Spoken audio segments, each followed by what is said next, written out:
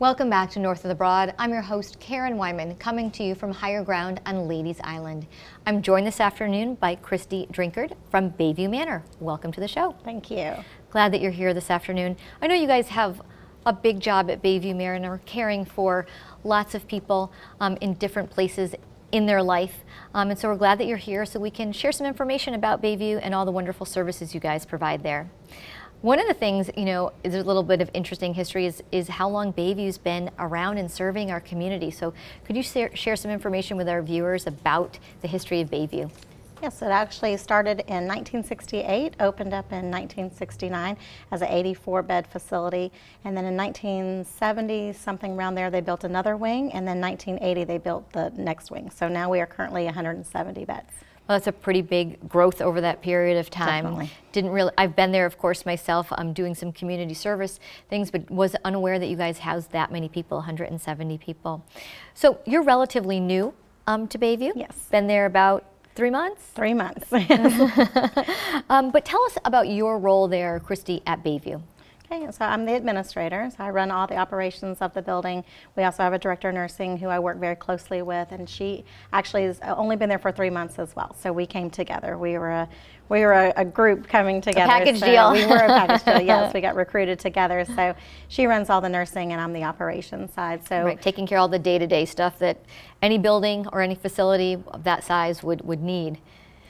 So let's talk about some of the accomplishments that you've been able to that you've seen at Bayview in your short time there so far. Sure. In our industry, the biggest thing, of course, is our quality measures, and so we want to make sure we have the correct staffing.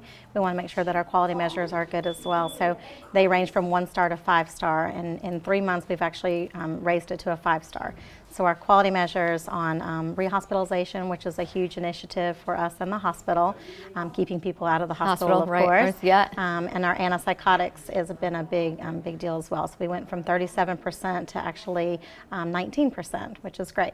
Wow, those are some big accomplishments in a short period of time. Very much, yes. We are very proud.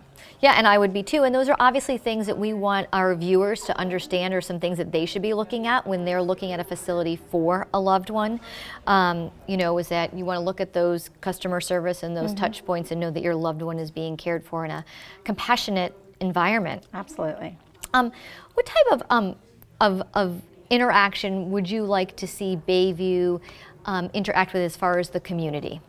Well, currently we have nursing students and we have CNA students that come. So wonderful. They're from the local colleges Yeah. as well as from our high schools, which is really nice. So they do their clinicals there. They can kind of learn about the geriatric population, which we actually don't have all geriatric. Our youngest is 33 and our oldest is 102.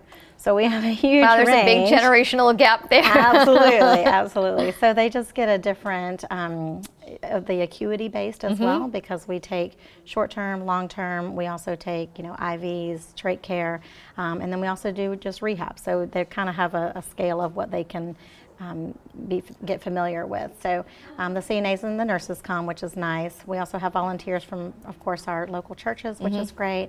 We have a karaoke lady that comes, which is nice.